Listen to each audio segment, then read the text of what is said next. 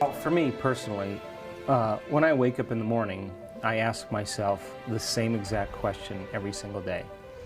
And that question is, what is the greatest ideal of myself that I can be today?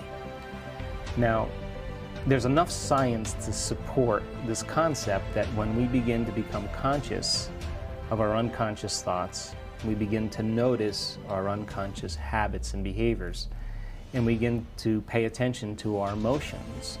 The fact that we are observing those aspects of the old self means that we're no longer the old self. We begin to become consciousness observing the old self. So my process is to become conscious of who I no longer want to be. And if 95% of who we are by the time we're 35 years old is a set of memorized behaviors, attitudes, beliefs, perceptions, and emotional reactions that function like a subconscious computer program, then it's entirely possible that we're unconscious most of our waking day, right? So then the hardest part about change is not making the same choices we did the day before. So the biological model of change requires unlearning and relearning. It requires breaking the habit of the old self and reinventing a new self. What we say in neuroscience, pruning synaptic connections and sprouting new connections. Unmemorizing emotions that are stored in the body, and then reconditioning the body to a new mind and to a new emotion. It's literally drawing your energy from the past and putting it into the future. Deprogramming and reprogramming, breaking the habit of the old self is really the model. So when I sit down in my discipline, in my morning meditation, the first thing that we have to do is we have to become conscious of our unconscious self. So it's entirely possible that we're judging other people and we don't know that we're doing it because it's an unconscious program. It's entirely possible that we're living by guilt every single day because it's become so common and so familiar to us.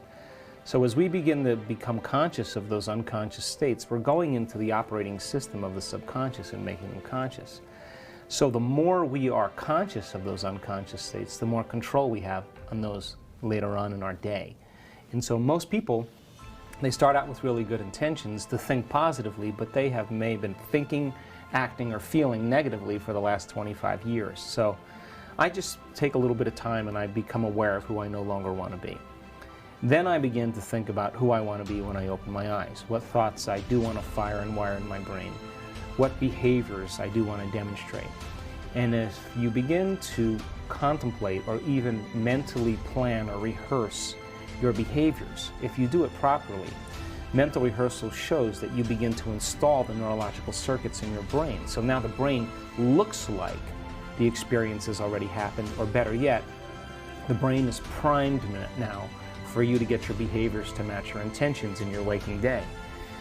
If I can bring up the emotion of how this new ideal would feel, the end product of every experience is called an emotion. So if I can begin to feel what it would be like to be the greatest ideal of myself, then I'm giving my body a taste of the future emotionally. And the research shows that rehearsal both changes the brain as well as the body. So then if I can get my brain primed to be thinking differently, and I can get my body primed to be feeling differently, how you think and how you feel creates a state of being. And the quantum field responds to who we're being. So our job then is when we get up from our meditation, we should feel differently than when we sat down. But that's not enough. Then you have to maintain your modified state of mind and body your entire day. And if you do that properly and be greater than the conditions in your environment, to be greater than the emotional addictions and habits of the body, and be able to sustain that change for just a suspended period of time, get ready because something unusual is going to happen in your life. That's the law. And it always comes in a way that we least expect, because if we can expect it, it's nothing new. It has to rock our world. It has to catch us off guard. And when we see the effects of our change in our internal state being produced in our external world, we'll pay attention to what we did and we'll do it again. So for me personally, I ask that question, what's the greatest ideal of myself? And I don't get up from my meditation until I feel like that person. And then when I get in that state of being, then I do my best to live from that state of being. And how long does that take? It's a great question. Well, it might take some of us all day. We might never get up. Well, it's really a great question because that's really what people are afraid of. I mean, for me personally, I allow for 2 hours every morning. Now, people say, oh my God, 2 hours. Do you take 2 hours? No. But I allow for 2 hours. Why?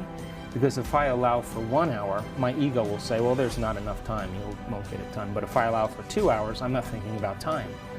So some days I'm able to find the sweet spot of the present moment, and in a matter of moments, I can become conscious of my unconscious self and then decide who I want to be and bring up the thoughts and emotions, and I can change my state of being. Other days I'm thinking about flights I have to catch, people I have to see, emails I have to check, staff members I have to meet with, and I'm not in the present moment. So it may take me some days 45 minutes to an hour just to keep bringing my body back to the present moment. But that's the work. And I always know that if I keep going and I keep working with bringing the body back to the present, either from the future or from the past, if I do that properly, I always say the same thing when I connect. I always say, that was so worth it. It was so worth making the effort to get beyond myself. So I allow for 2 hours, and it doesn't normally take me 2 hours, but if I allow for 2 hours, then I can relax and not have to think about time.